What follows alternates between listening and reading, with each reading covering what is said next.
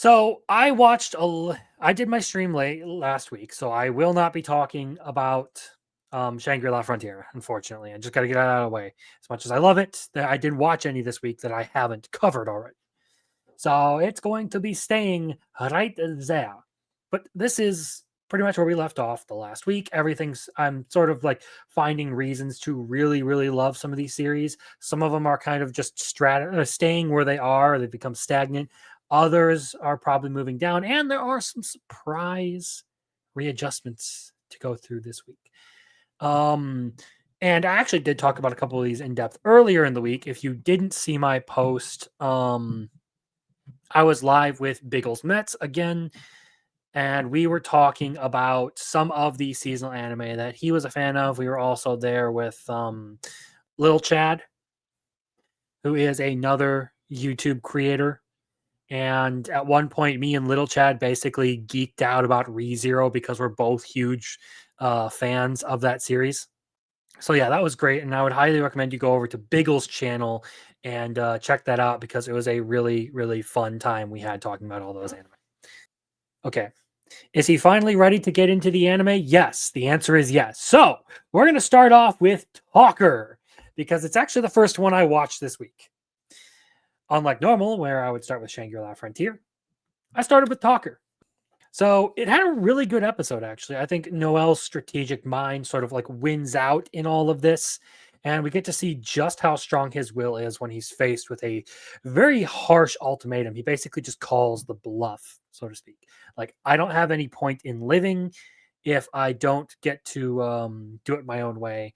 If you're going to kill me because I won't submit, just do it now. And then at the end, we get to see this sort of new dynamic between Alma and forget the samurai guy's name because he's relatively new. But they have this whole dynamic going where they're basically competing for attention now. And Noel is stuck monitoring like two little children. It's great. It had a good episode, but honestly, it's not going to move because it is competing against some, well, you know what? I think it was technically better than Trillion Game this time around. However, there's some other things that are going to be happening on this list. So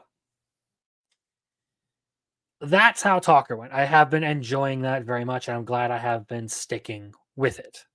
So next on the list would be Grieving Souls, and it seems like my suspicions about the series have been confirmed.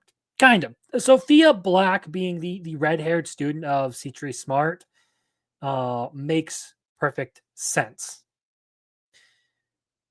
Plus, Cry is getting dragged into all this, just like always, against his will, and Tino is still getting abused. That poor girl, just give her a break, Liz. Tino, best girl in that series, okay? I feel so bad for her watching the abuse she has to suffer at the hands of that bitch Liz. But yeah, it's as far as action or animation goes, I'm not too terribly impressed. With story, still also not terribly impressed, but it's enjoyable. So again, this one's going to stay where it is. Why? Because as far as the things I look for in fiction, it still hasn't quite been giving me exactly what I've been wanting, but it's not boring enough to drop it yet. So I guess it survives. Now, here's the sad one of the week. ReZero had its final episode this week, at least for this core. We get 8 more episodes starting in February. Motherfucker, I gotta wait like 2.5 months for more ReZero. Ugh. So yeah, honestly, it ended on a great cliffhanger. It ended in a great way with the whole Wedding Crasher episode. Reinhardt and Subaru rolling up. Like I was saying, Reinhardt versus Regulus is basically unstoppable force meets immovable object. I'm really hoping White Fox goes all out on that and they show Reinhardt's re-entry. Because for those of you who, I shouldn't say that. I'll leave it at his Reinhardt's re-entry. And if you don't know what that means, well, we'll get there when we'll get there when we get there. But needless to say, there is a reason why Reinhardt is one of the characters who could probably solo most verses. Especially because he can literally just ask God for whatever blessings he wants. They demonstrate that now in the final episode of the Cour. Reinhardt literally petitions the sword god for the blessing of judgment, which allows him to tell what blessings people have.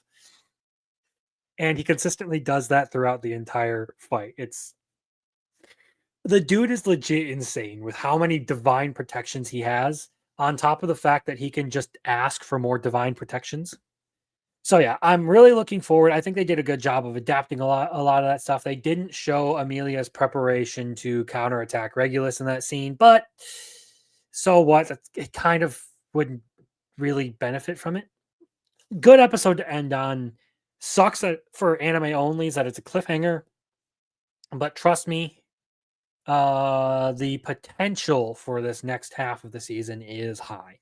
I can't say as to how well it's actually going to play out, but they do have some really good action scenes that if they, put some effort into, they could make some really, really good fights out of. ReZero, top of the season the whole way through. Absolutely fantastic, but I might be a little biased because I am a tad bit of a ReZero simp at times. Moving on, we have Dandadan's latest episode. Now, Dandadan's not finished; it's going to keep running. And after last week's episode, this one isn't as strong, but it's not as emotionally compelling as the last one. It's still really good. I like what they're doing, and they kind of get back into like the horror and the comedy part of it, and also a little bit of the drama, especially now that like Ira's being introduced to the crew. She's sort of becoming a regular member. It was good. The Nessie stuff looked amazing. I liked the reference to Shin Godzilla with the breath attack. I thought it was freaking amazing. And as always, Dandadan continues to be visually astounding. So yeah, I'm very satisfied with that last episode, though I still don't think it is as good as episode 7, just because episode 7 hits a lot of really good notes. Moving on down the list, tying the knot with an Amagami sister. It pretty much wraps up this sort. Well, not pretty much. We're getting to the end. Like next episode, we're probably going to see the end, like the end of this little questioning arc they have about like who's going to take over the shrine, who's going to do what with their lives. We had this whole thing with the younger sister, not Yae. There's Yae, uh,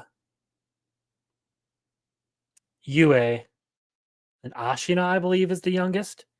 They had this whole thing about her going off to Tokyo, which would mean leaving the shrine, because she's really good at track and field, and she got an offer, and ultimately she decides to stay with her sisters and do the whole shrine thing. And we get to see the full prophecy of Uryu's dream sort of coming true. It was an interesting episode. I think it kind of like the last couple of episodes have done a good job of showing that like as much as Uryu rejected the idea of taking over the shrine, of like marrying into the family and all of that, he is somewhat like personally invested in helping the sisters out just because he wants to. And again, like I said early on with the series, I think that does a good job of characterizing him as someone who's kind of like cynical of like spiritual and religious stuff, but who isn't like totally like fed up with it and wants nothing to do with the people who are there. So I'm waiting for something big to pop with that one. And since we're in this category, we're going to talk a little bit about the one that's right above it here, 365 Days to the Wedding. And honestly, it was a kind of depressing episode, if you ask me. Like it was just sort of like sad and melancholy, especially after yeah, as far as 365 days to the wedding goes, um it kind of it stepped away from the whole thing where uh our main character just confessed to the chick and they didn't know how to respond. And they're still doing that, but this episode focused a little bit more on one of their coworkers who was looking to get married, and he's trying to get into a relationship, and he finally meets someone who he has something like in common with, and they hit it off really well. And then he freezes up a little bit when he finds out she has a kid, and she takes that as yeah, I don't want to oh, I'm rethinking this whole getting married to you sort of situation. It looks like there is some potential to like see some turnaround on that. But it was kind of depressing. It was kind of a depressing episode to follow up the peak of last week's episode with, which was it made it a bit unusual. Um, but it was still pretty good, honestly. And I'm getting sort of fed up with their like interruptions where they'll do something like super important for the main characters and then they'll add in a little bit more of like the side characters and stuff. Like they'll dedicate a whole episode to some like other element of like marriage and stuff. And it's trying to make this whole thing out of like, okay, what's the point of marriage? What's the purpose? What is the meaning behind it and all that? Like, why do you get married? Um, how is married life? That kind of stuff. So I get why they do it. I just feel like, as far as viewing the show goes, I'm not a huge fan of seeing them constantly derail the parts that I really like about it with these side elements that just feel like they're somewhat shoehorned in to add to that like meaning part of it. It's enjoyable if you like romance anime. I bet you will probably like it, but I still don't think it's the best one out there. So yeah, we're gonna move on to the Otome game reincarnation that has been one of the few out of the genre that I really like. The Otome game isekais, I'm generally not a fan of.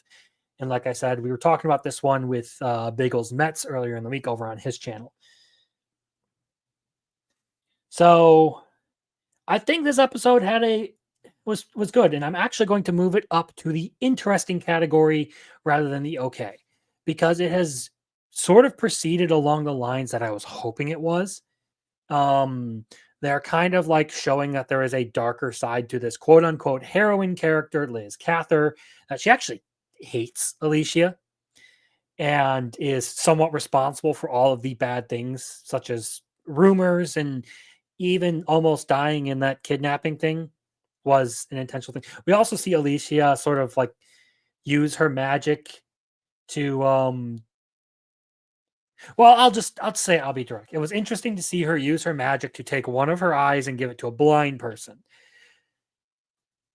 And I like the way that she doesn't try to appear altruistic and stuff to everyone. She basically gives them the excuse of, oh, well, we're using each other. That's why we should be in this sort of give and take relationship. And you don't have to worry about trusting me because this is entirely transactional. It is entirely business.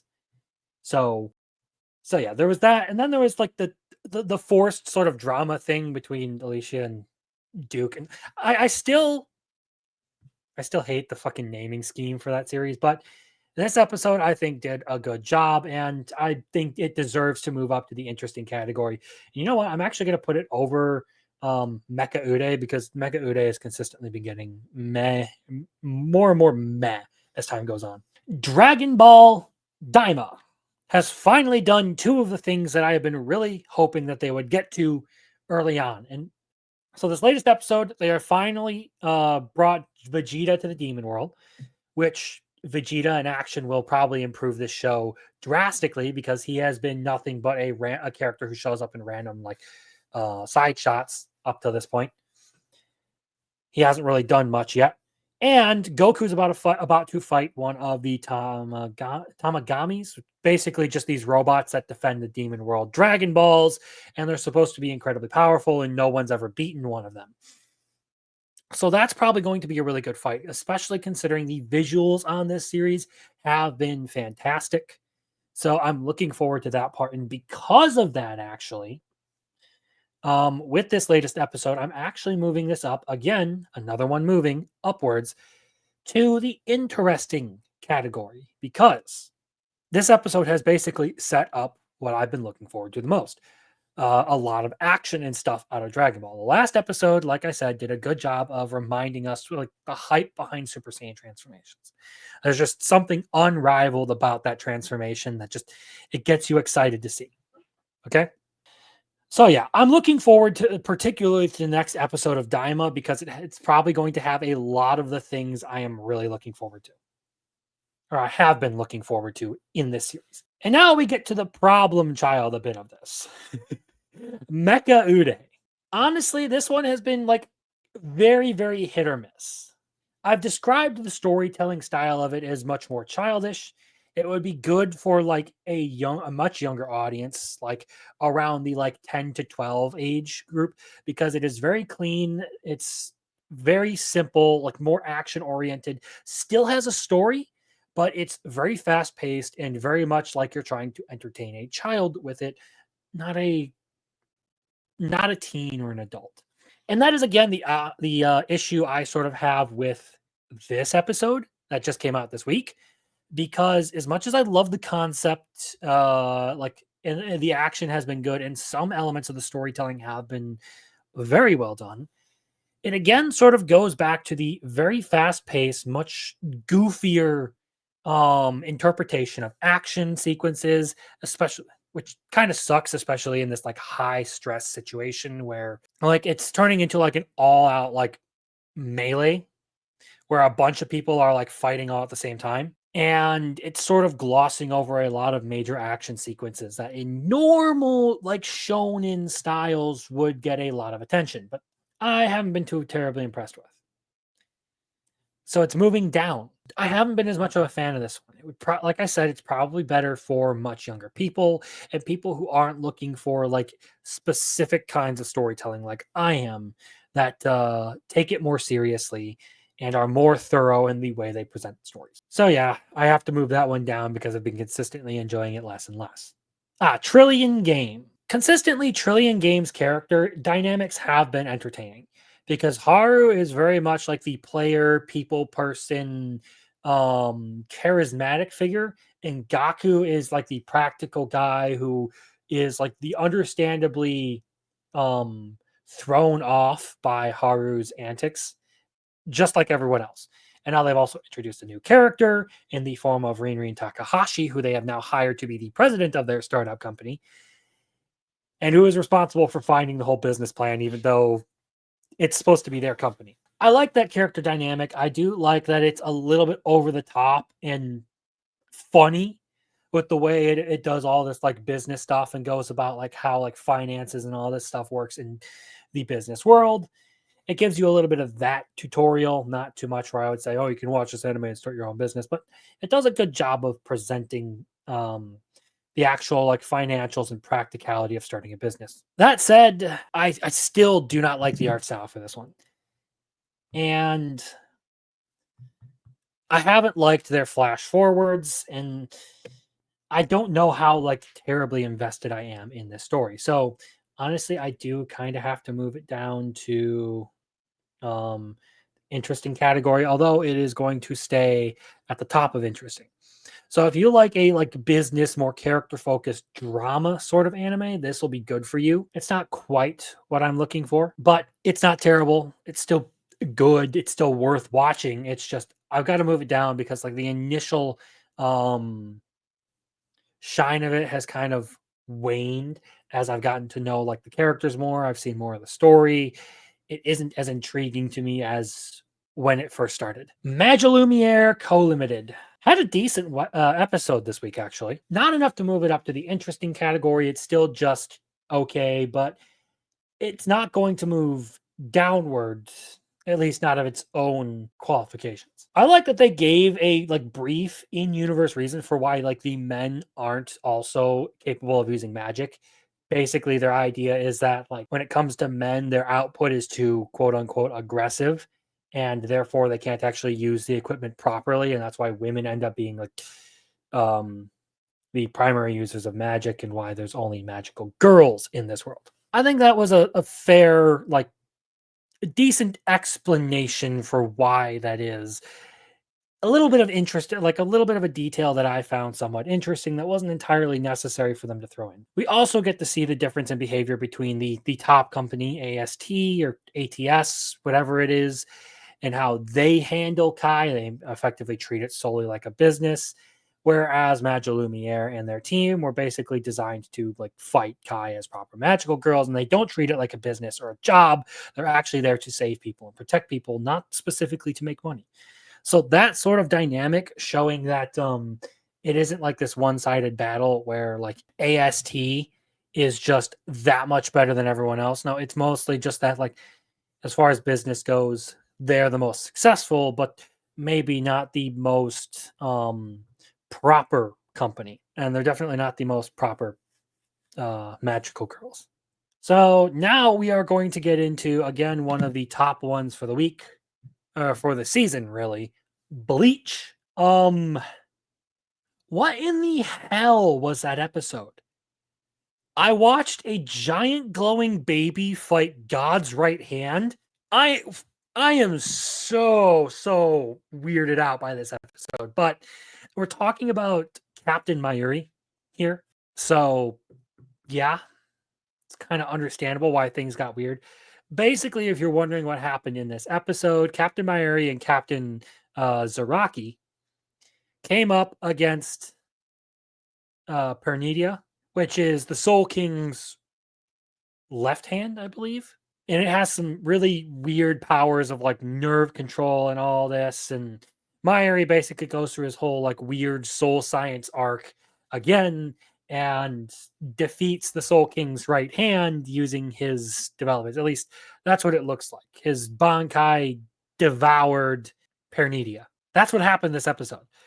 But to anyone who's unfamiliar with Bleach, you would basically watch this dude summon a giant glowing baby with 6 arms and watch it eat a bunch of arms. It's freaking weird, this episode.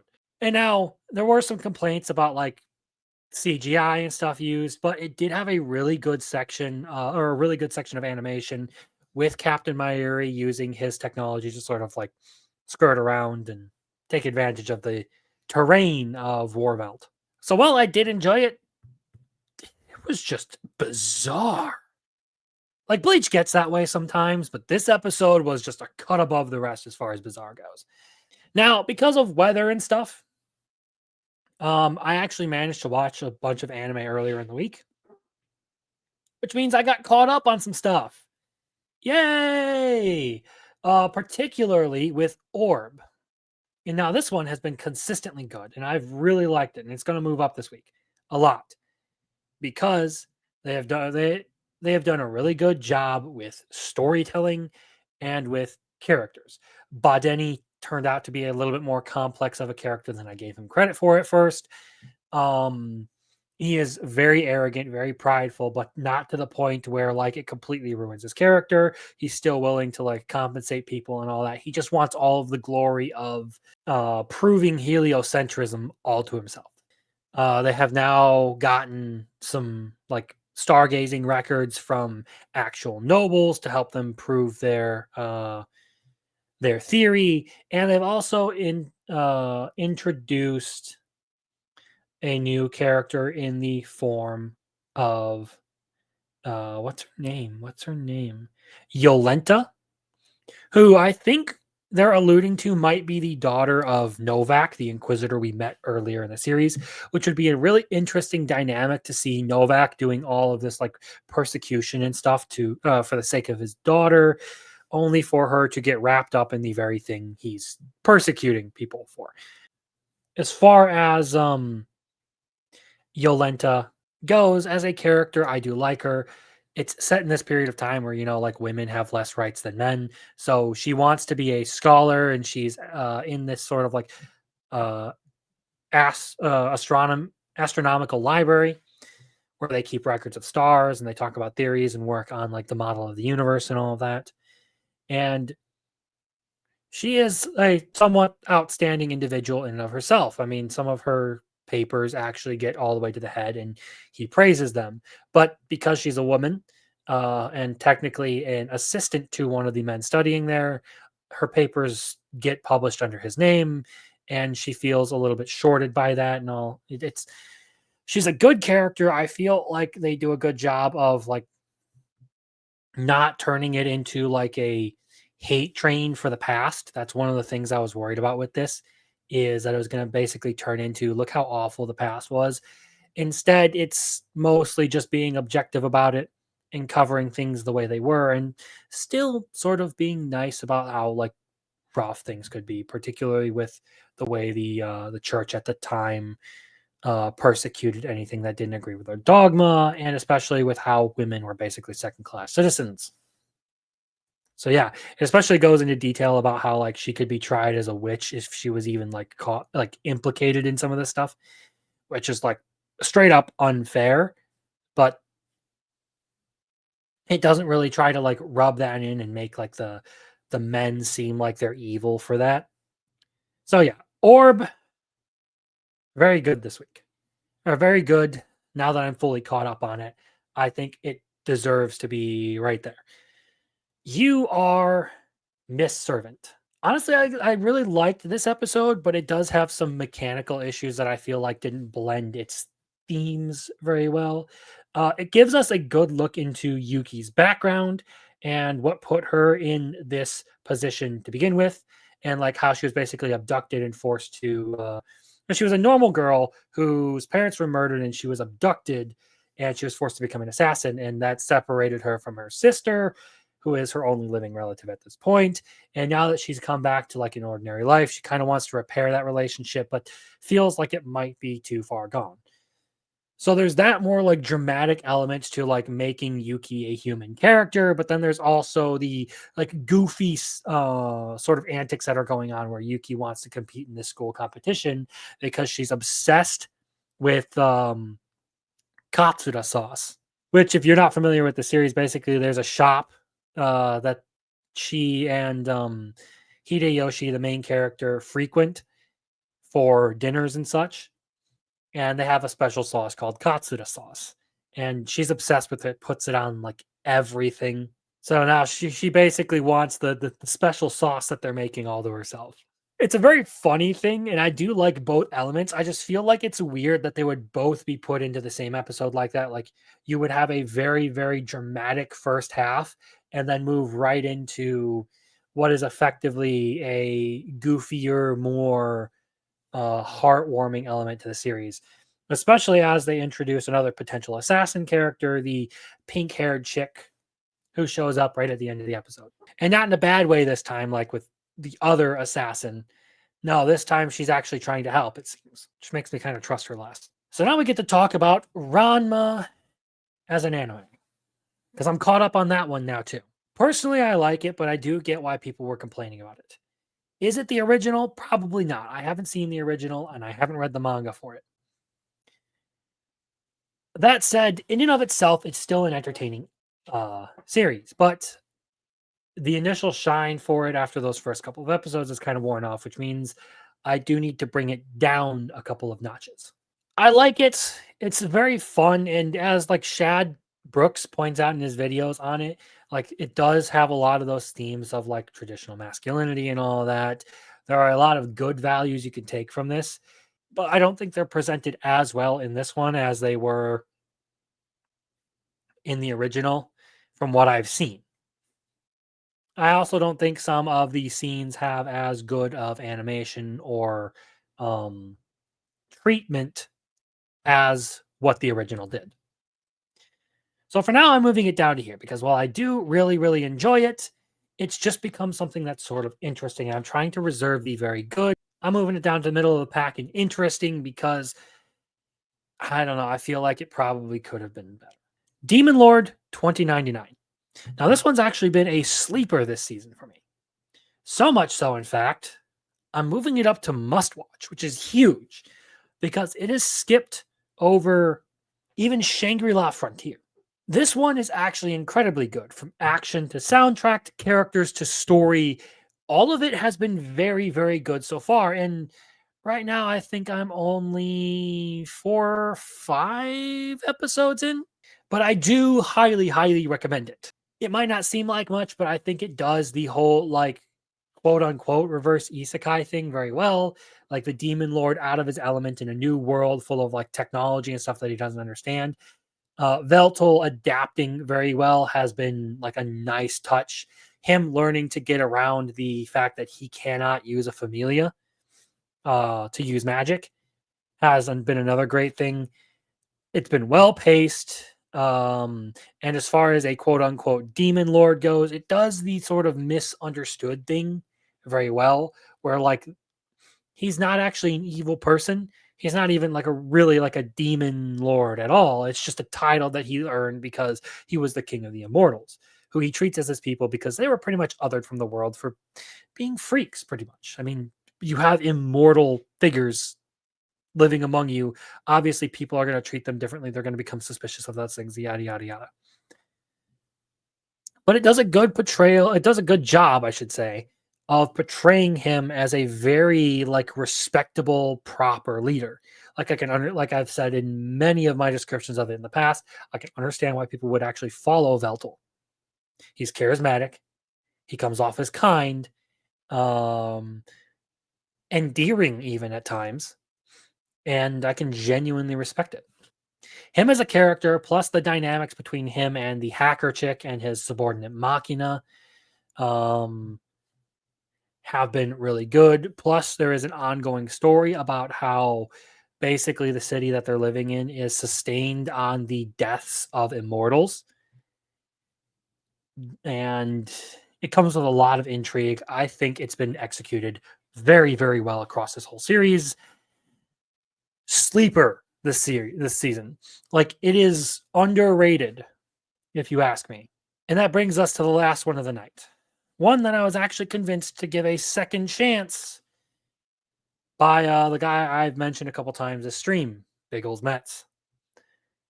Loner Life in Another World. I checked it out again.